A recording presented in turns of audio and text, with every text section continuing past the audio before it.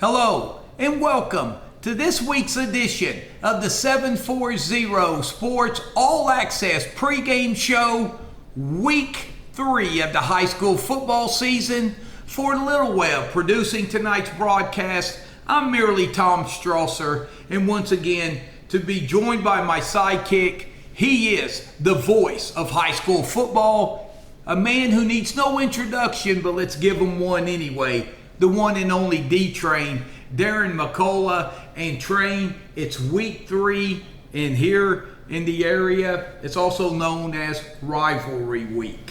Yeah, who would expect a third week into the season and you got the Meadowbrook-Cambridge rival that's week 10 all those years, but now unfortunately with them being in 2 different leagues, now they had to bump that up, and then 2 neighboring rivals, a backyard brawl as I would consider it, with Barnesville and Buckeye Trail, always a very intense rivalry between those two. So that's definitely 2 exciting games this week. Yeah, and we've got a lot to get to. And when we come back, we'll be joined by the head football coach of the Cambridge Bobcats, Ray Leake, as he will preview the Guernsey County Super Bowl between the Cats and the Colts. After this timeout here on the 740 All Access pregame show, sponsored by Park Circle Cafe. We'll be right back.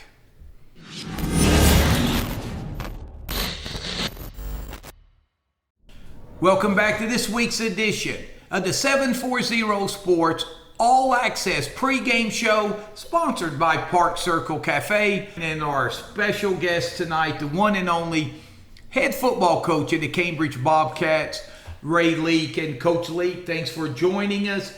It's the Guernsey County Super Bowl week. Before we talk about the game coming up Friday night, let's look back to this past Friday.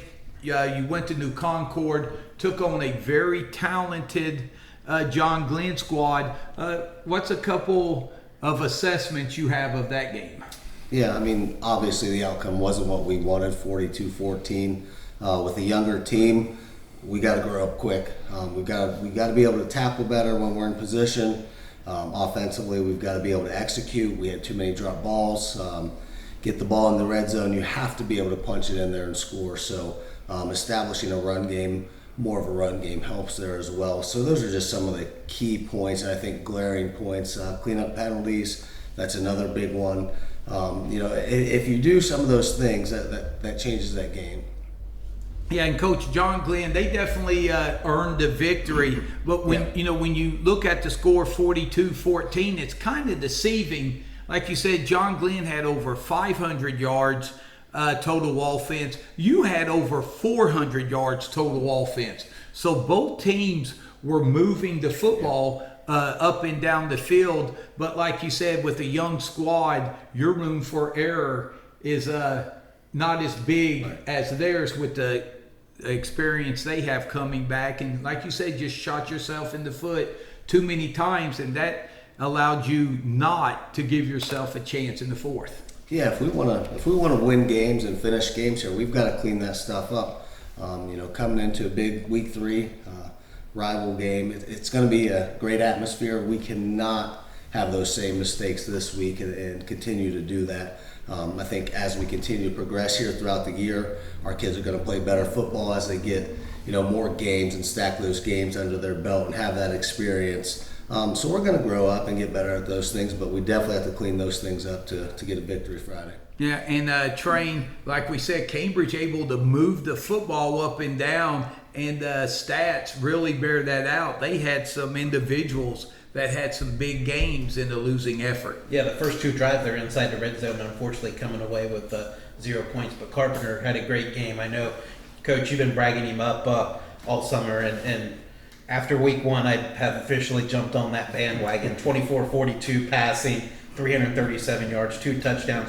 Credit John Glenn, they did a good job as far as containing Ogle. Kind of had a safety over top of that double, but when you have a number 2 like Reed Johnson and number 3 like Keaton Kaiser, Reed Johnson 10 catches, 130 yards at a touchdown. Kaiser 4 catches, 104 yards at a touchdown. So it's really nice being able to get those other kids involved offensively when your big guns kind of being taken away a little bit. Yeah, they had a good game plan against Devin. I think especially in this area, people know Devin Ogle. He's 4-year starter, great athlete. So they had a good game plan. And for Reed Johnson to step up, have 100 yards, 100 plus, I think 138 yards receiving, 11 receptions, a touchdown. When we can have two guys that can produce and put up stats like that, it's going to be hard to cover us. Then you throw in Keaton Kaiser, who's another fast guy at our tight end position, Eli Edwards, who's not slow by any means.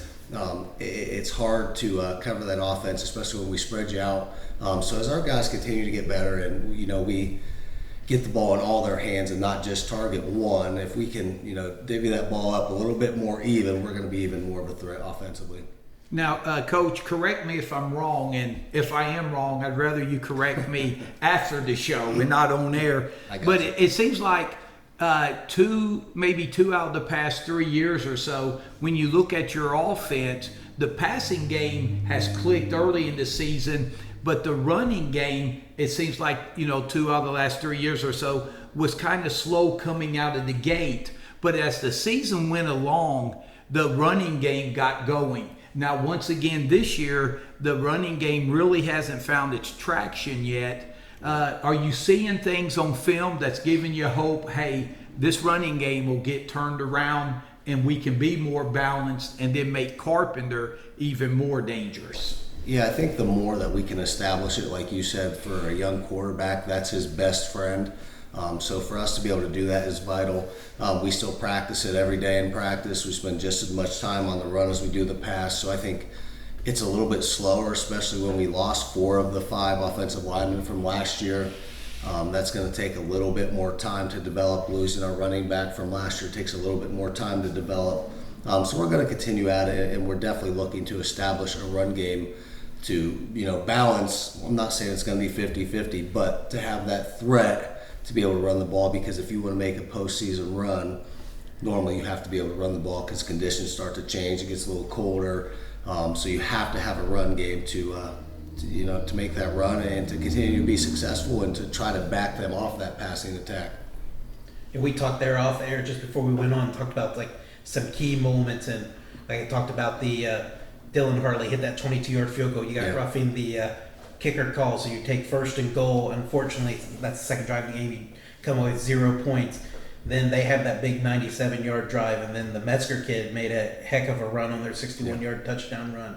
They're up 21-0. You guys get a big play, hit Kaiser for the 80-yard touchdown pass, down 21-7, feeling pretty good, and then they punch it in with 10 seconds left to make it 28-7. So it just seems like the peaks and valleys was really, and unfortunately there's more valleys than there were peaks for you guys Friday night. Yeah, we just got to continue to climb out of that, continue to fight, continue to give effort, and I think our kids continue to fight all night. But we've got to stop some of those big plays. We've got to stop some of those long drives. When we're in the red zone, it's got to be we're up 7-0. That changes that entire game. So again, young team, things to fix. We correct it in practice and continue to get better each day is our goal here. But we've got to continue to make that progress. So when we are in the red zone, we can punch it in. And defensively, we've got to be able to get a stop there.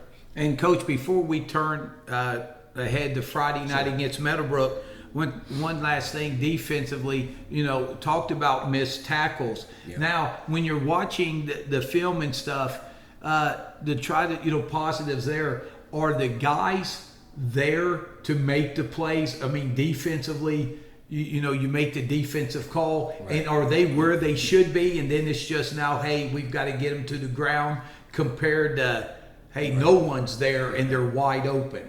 Yeah, there's guys there. We just got to make the play. So those are correctable mistakes. We'll continue to get better. But, unfortunately, Friday, we weren't able to do that. But, that's why we practice and continue to work on those things and attack our weaknesses. Okay, Train, let's look to the big showdown Friday night. Okay, we're going to have a little trivia here first for you, Coach Leake. What's the all-time record between Cambridge and Meadowbrook? You got me. 36-11 Bobcats. So I just want to see. Obviously, we talked. I know it's week 3 instead of week 10. Yeah.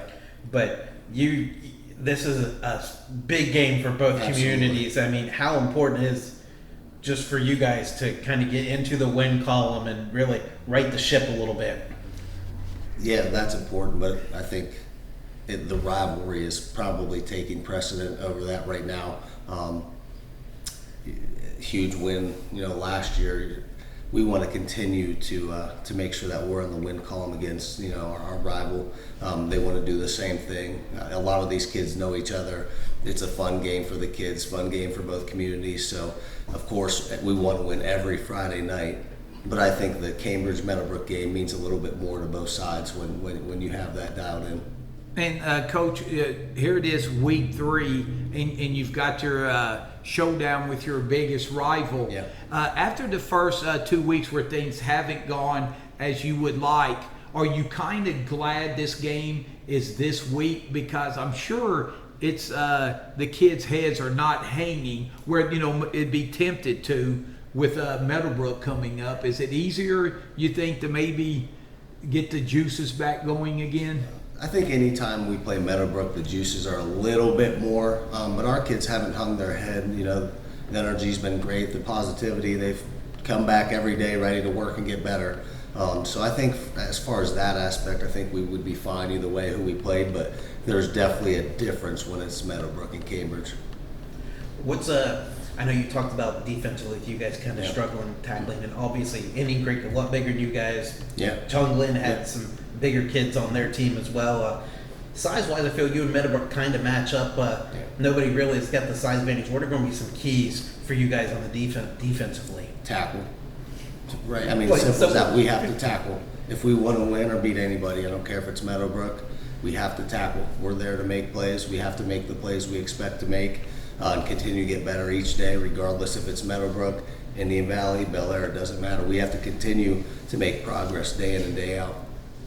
And Coach Huey, their outstanding quarterback, he threw the ball around 46 times against Indian Valley because they could not, they struggled getting the running game going. Yeah. How big is it? Because when Huey finds his rhythm, he can spin the rock as well as anybody.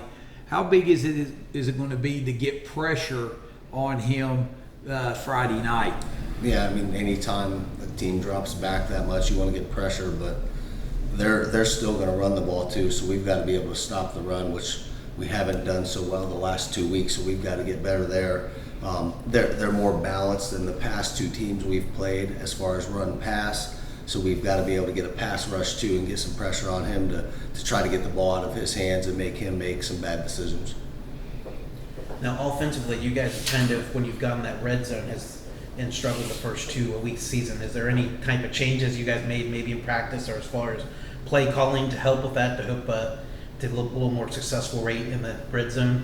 Yeah, we just got to be more physical. We've got to be able to pound the ball in. Once you're in the red zone, we've got to be able to establish our run game. As far as play calling, we have some different things that we can call and we will call. I'm not going to go too much into that, Yeah. obviously. But we just got to finish. We got to finish. Catch the ball. We had some drop balls down there, some missed reads. So there's things that just stack up, and little mistakes that are fixable, and just look at that on film and evaluate that, and continue to practice our goal line session and practice. And the more reps we get, the better we'll get. And Coach, when you look at the defensive side of the football for Meadowbrook, anything that sticks out different compared to last year? Because I know new defensive coordinator for them, Johnny Jones, good friend, former Bobcat defensive coordinator. What are some of the things scheme-wise maybe that they're doing different this year than the past couple of years? I don't know if it's really scheme-wise that you see a big difference. I think the biggest thing is their kids were so young last year, and they have so many kids back that they are better, right? The Jimmies and Joes are better, so that definitely stands out on film. You can see their improvement, and hats off to the Meadowbrook coaches to continue to stay with that. And they're aggressive up front. Their defensive ends really get after you. They've got some good size, especially inside the interior, and then their linebackers there, so they're definitely improved from last year. Yeah, definitely. When you go from that freshman year, age 14, 15 to Right. sophomore, 15, 16, first time in the weight room, you're going to get a lot bigger. And I know Correct. Coach Norman was in here last week talking about the strides that some of those Yeah, kids and you made. can see it on film, right? You can see it on film. So Definitely. And I'm sure that's something that you're looking for your young kids. Like, I'm sure there's a big difference physically in Garrett Carpenter went Right. from a freshman to a sophomore, Sure. and even other kids on your team. Yeah, anytime you can see that progress, or just those kids being a year older or having a year under their belt, they're going to grow up, they're going to gain weight, get taller, faster, all that. So that definitely shows out in film. Well, Coach, we want to thank you for joining us tonight. I tell you, I love the game being week 3, especially because Labor Day weekend, and with the holiday weekend, a lot more alumni from both schools have a chance. They'll come home for the long weekend and get to it where normally maybe they couldn't later in the season. I would just like to recommend one thing. If Meadowbrook and Cambridge is going to battle here in week 3, maybe not having to play John Glenn and Indian Valley respectively the week before. I know Alabama and Auburn, when they play, they get Truck Stop University and Bo Dunk, two quality programs, but they play them before the big game. And I look at your game last week and their game with Indian Valley, a lot of physicality there. Absolutely. To recoup from. So, but we want to thank you for joining us, and good luck to the Bobcats Friday night. Thank you for having me. All right, we want to thank Coach Leak for joining us. We'll take a time out here on the 740 Sports All Access pregame show sponsored by Park Circle Cafe. And when we come back, we'll talk a little Meadowbrook football as they prepare for the Guernsey County Showdown here when we come back after this timeout.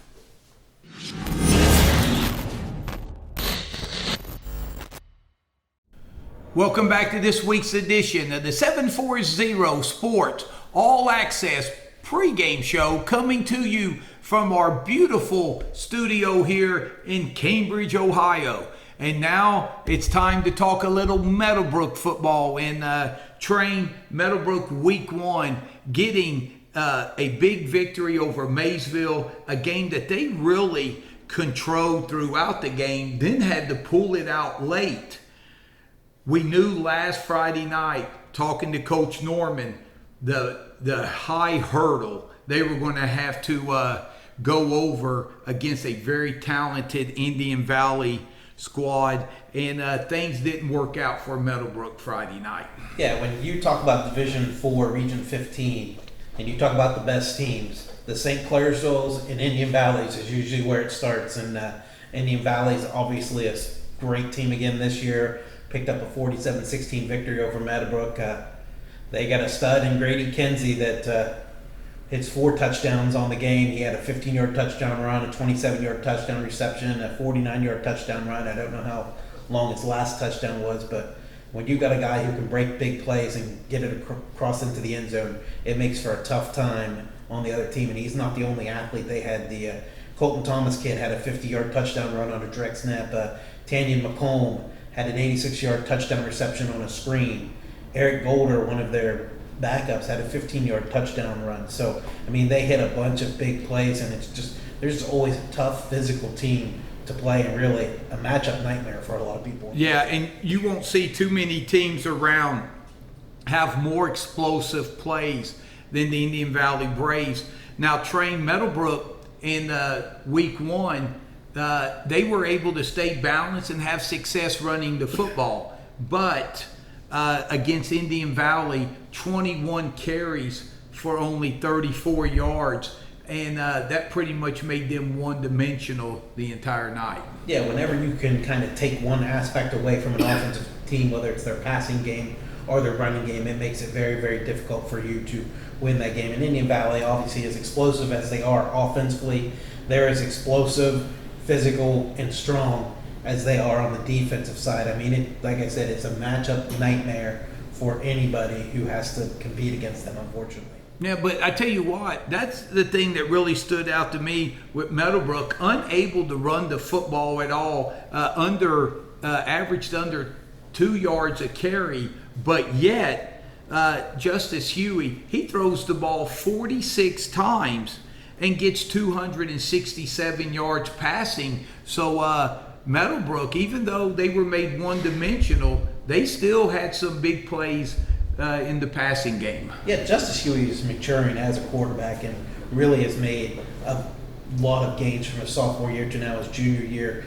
He's doing a good job. Feels like he's more control of the offense. Obviously, his receivers are a year older and a year wiser. Obviously, they got Bentley Cedar as a freshman who's kind of come up, so he's got more. I guess there's more toys for him to play with, which makes it pretty nice for a quarterback when you got a lot more weapons to get involved in the offense. Yeah, and Meadowbrook, like you said, defensively a rough night, but hey, Indian Valley, they do that to the vast majority of teams on their schedule, and I'm sure Coach Norman and defensive coordinator Johnny Jones, they're going to have their attention turned to this Friday night, and without a doubt the biggest game on their schedule. Yeah, when you're talking Meadowbrook, Cambridge, for the Guernsey County area, it doesn't get much bigger than that. It's going to be an exciting weekend for sure. Like we were talking about, you got this game Friday night, and then Buckeye Trail playing Barnesville, and then Saturday you've got the Buckeyes playing. So just an exciting weekend for sports in general for us. I know we both have fantasy football drafts this weekend, so that's just the icing on the cake for a great weekend. And guess what? I know the kids are going to love this. They can go ahead and have Monday off school, and that just makes the weekend perfect, I think. Yeah, and Train, when we were talking to Coach Leak, I touched on that beauty about this week is it is Labor Day weekend. It's a holiday weekend, so more people get to come home and visit family and visit their alum and get to go to see Cambridge and Meadowbrook do battle in Byesville. And now you look at Meadowbrook, the one thing that's tough is you just played Indian Valley, probably the most physical team you're going to see all year. But I tell you what, Cambridge didn't have it easy neither. They played John Glenn, so both teams have to kind of heal up from the physicality they faced, and then put the helmets on and go at it, and something both teams will be excited to do. Yeah, and the nice thing, you look at the tail of the tape between these two teams, there's not really a huge difference when it comes to size-wise and really the strengths and weaknesses of the team. I think in the past couple of years, you've kind of said, well, this team's favorite, I don't know, maybe this team's favorite, but I think that this is a game. If you had to ask me to predict with who I thought was going to win this game, I don't know. I mean, both teams are hungry and want to win, and I know Coach Leak and Coach Norman, both of them on both sides, are coaching their butts off, but I think this is the most even matched Meadowbrook and Cambridge game that we've had in the past few years, and I think it's going to be a pretty exciting game where if you like passing, I think you're going to see a lot of it. Hey, I started to say I'll make a prediction. There's going to be at least 90, possibly 100 passes combined in this football game. And when we talked to Coach Leak, very complimentary of Meadowbrook and the job Coach Norman has done, because last year Meadowbrook was so young and they really took it on the chin last year and had to really grow up fast. And even talking to them off air, very impressed how stronger they are and just what another year has made for that team. Well, the big thing is they're a year wiser and a year stronger. A lot of those kids that are going to play for Meadowbrook on Friday night played last year in this game. Got a lot of playing time, got a lot of reps all last year.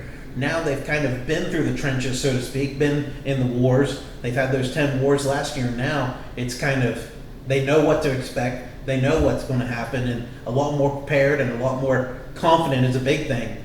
And they're going to be a little bit more consistent with that play. There's key things, confidence and consistency, and I think you could say that for both teams. And Train, with so many passes that we expect, could it be whichever team can get the pass rush and and get to the quarterback, and if not sack, at least force some passes that maybe be thrown before the QBs want to, and Huey and Carpenter could that really decide this football game? Yeah, if somebody could get some pass rush, turnover, winning up front in general, offensive and defensive line, that's going to be the difference of the game.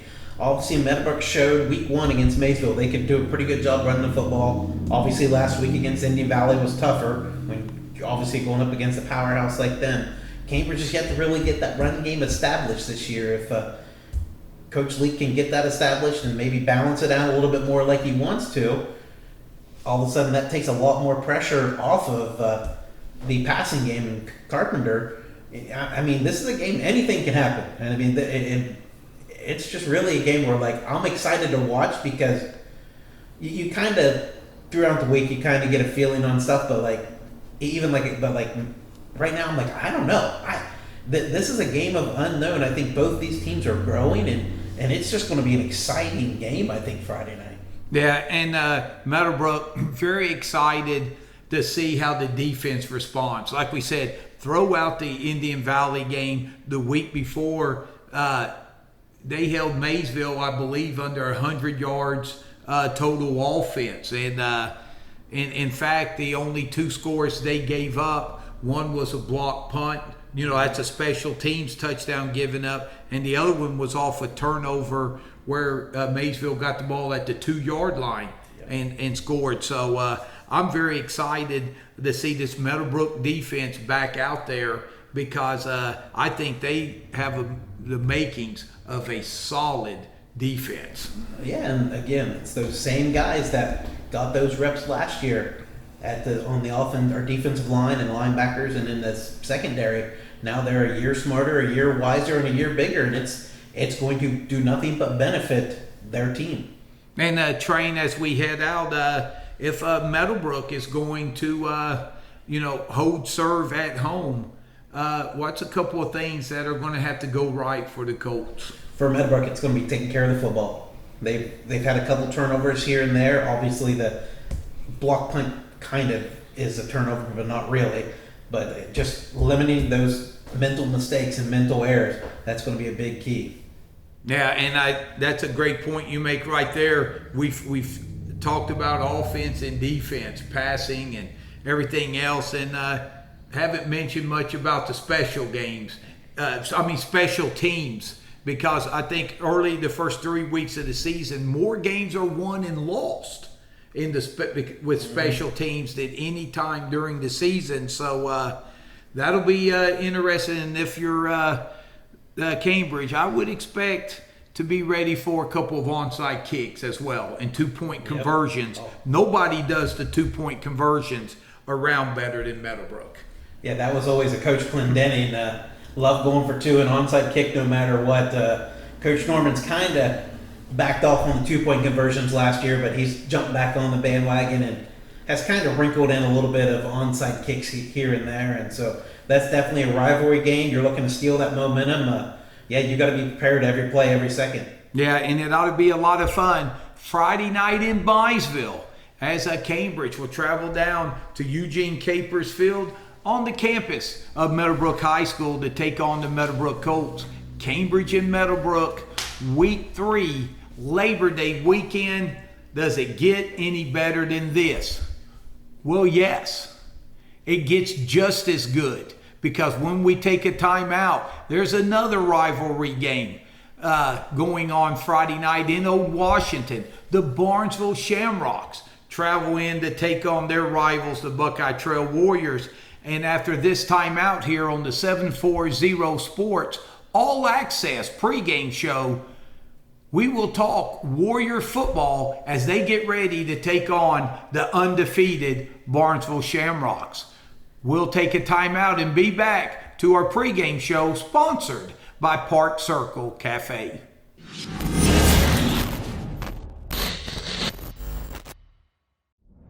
Welcome back to the 740 Sports All Access pregame show sponsored by Park Circle Cafe. We've talked Bobcats with Coach Ray Leak. We've talked Meadowbrook Colts. And now, Train, it's time to move the helmets and let's talk a little Buckeye Trail football. And Train, I'll tell you what, going into the home opener last Friday against a powerful Harrison Central Husky squad. The Warriors down Travis Dodd, one of their offensive playmakers and one of their quarterbacks, and plus down 3 offensive linemen. A lot of people were not giving them much of a chance, but I tell you what, I know Coach Kearns doesn't believe in moral victories, but when I hear the comments from the coaching staff that they've never had a team play any harder than they did Friday night, the Warriors left the field on the short end of a 26-14 score, but a lot to build on with their effort and performance. I tell you what, I want to give some credit to Coach Kearns because I've never seen him. I mean, obviously he's a fired up and wants to win, but I think that's the most fired up and intense I've seen him on a Friday night football game. He was really trying to rally the troops and getting them fired up, and definitely was having a few words with the officials on some calls that went against the Warriors. Just a great battle for the Warriors, unfortunately coming in on the short end of the stick, and credit Harrison Central, definitely going to be a team that's going to be very, very tough to contend with this year. Yeah, and you look at Harrison Central, they got a turnover early and then was able to get the early lead and train to one thing. I tell you, the Buckeye Trail defense, I thought played extremely well. Harrison Central, they're a team that comes up with a lot of explosive plays. I mean, they'll hit you with the 40-yard strike, the 50-yard strike. Cassidy's an outstanding quarterback, but they had to really nickel and dime their way down the field and have prolonged drives to get the ball in the end zone. Yeah, Cassidy's got a rocket of an arm, but they got a stud running back in the Keto kid, and he just, like you said, nickeled it down. I know he was able to run through some big holes, and then he was able to just break some tackles. He's got some monstrous legs. It just kept churning. It's tough for those short-handed Warriors to make some plays when they needed to. Yeah, Michael Keto, the outstanding tailback for Harrison Central, 22 carries, 175 yards, and 3 touchdowns. The longest touchdown run was of 6 yards. And when you're 225 and you can just, that just weighs on a young defense for the Warriors. But they got a lot of hats to the football. And I tell you, defensively, the Warriors had some standouts. Yeah, Warriors did a good job.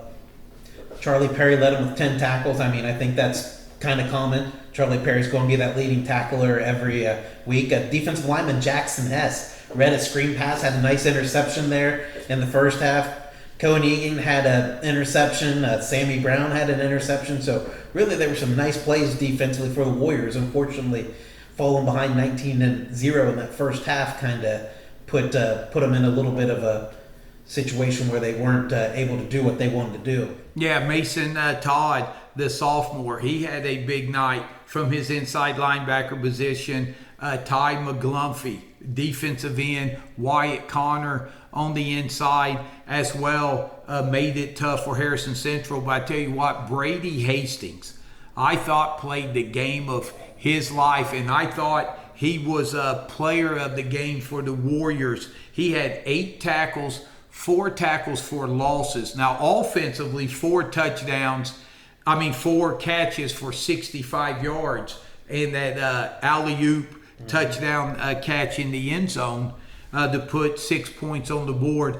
But Brady Hastings get off on the defensive end. Yes. I bet you he had at least 8 quarterback hurries.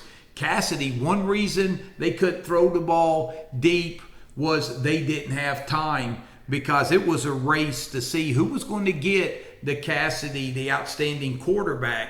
Was the ball going to get to him out of the shotgun, or was Hastings going to get to him coming off the end? It was a neck and neck there for a while. And that's a credit to Buckeye Trail's defensive staff and Brady Hastings. They watched a lot of film, and they picked up on that snap count pretty easy. And Brady, like you said, he was in there a handful of times and was definitely disturbing the backfield of the Huskies. Yeah, and that's the strength, one of the strengths, many, for the Huskies is their offensive line. And like I said, Brady Hastings, he had so many plays that didn't record an official stat, but he just wreaked havoc on the Huskies all night long. But credit Harrison Central. They got the 19-0 lead at halftime. Buckeye Trail held them to only 6 points in the second half, and the Warriors got 14 points on the board in the second half, and they need to build off that momentum because, boy, do they have a showdown Friday night at home with the Barnesville Shamrocks coming to town. Yeah, like I said, there's two things that Coach Kearns doesn't like, and that's lollipops and cupcakes, because you won't find any of them on their schedule here in the early going. Gosh, you want to talk about a solid team again. How we talked about Indian Valley. Barnesville's the same in their division and region every year. I mean, they lost kids. I felt they did last year at least. They still have 20 players returning from last year's playoff team. 4 of their 5 starters are back from the offensive line. Their stud 1,000-yard running back, Tayson Starr, returns. Well, the good news is he had a knee injury last week and didn't play against Bel Air. But they had a freshman, Trey Tolliver, step up, have almost 250 yards rushing and 3 touchdowns. So just Barnesville just continues to churn out player after player, and it's the next man up philosophy is great for them right now. Yeah, and I don't want to go all Adam Scheffner on everybody, but I did get a text during the show this evening from a source that I trust that told me that Tayson Starr, they believe, will play Friday night for Barnesville. And that's good news for Barnesville because Starr, a senior running back, and you want to see that kid healthy. And he's special. But for Barnesville, it's nice to know if he's not 100%, he doesn't have to carry the load with Tolliver. And then the quarterback, the lefty, Casey Carpenter. Something about those lefties who can spin the football. Braden Williams for the Warriors threw the ball well Friday night. 2 lefties doing battle. 14 of 18 passing for 157 yards against Bel Air. Yeah, and he's got some decent weapons out there at wide receiver. I know that there's a Detling that's common for Barnesville. Detling's a big name in Barnesville, and it seems like kid's fast, athletic, and probably can go get the football. I'm sure he fits that check mark on all 3 of those, and they got some other guys as well on there. They're 2-0, and I know Chris mentioned it. You got this live stream, I think Friday night. They beat Bel Air 38-14 Saturday, and that was the first time those 2 teams met, which I kind of thought was kind of cool. Teams that were that close together in that first time that those guys have met. But Barnesville definitely a solid team, a solid program, and it's definitely going to be a tough battle for the Warriors. Yeah, we talked about we're predicting 90 to 100 passes thrown in Byesville Friday night in Old Washington.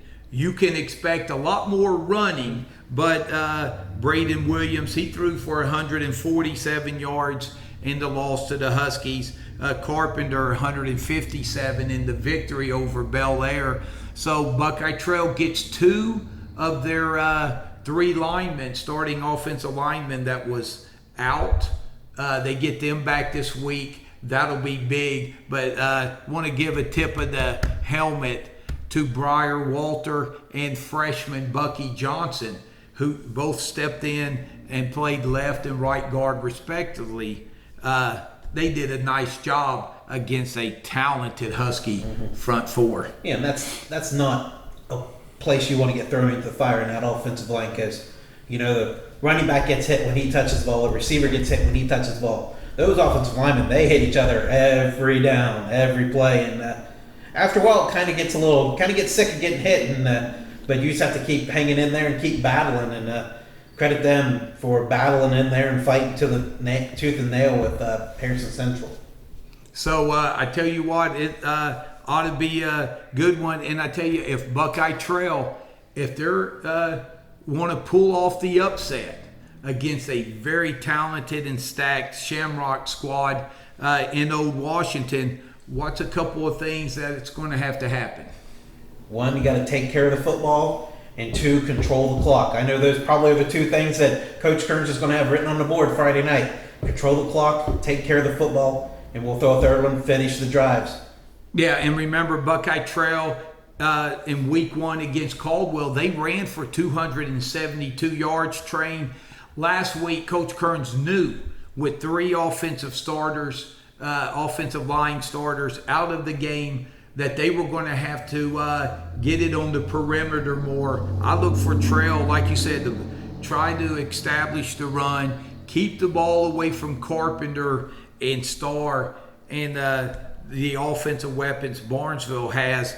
But I tell you, I stumped my partner in crime, Chris Starr, after the game. I asked him who was the punter for Harrison Central and who's the punter for Buckeye Trail. Then we realized we didn't see a punt last Friday night. 7 turnovers between the two teams. So you're right, Trail will have to take care of the football. But the good news was they forced 3, yeah. and they'll need to do that and get some extra possessions to knock off the Rocks.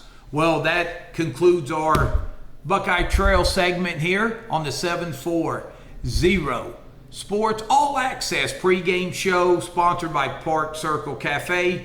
We'll take a timeout and come back and wrap things up here from the studios here in Cambridge after this timeout.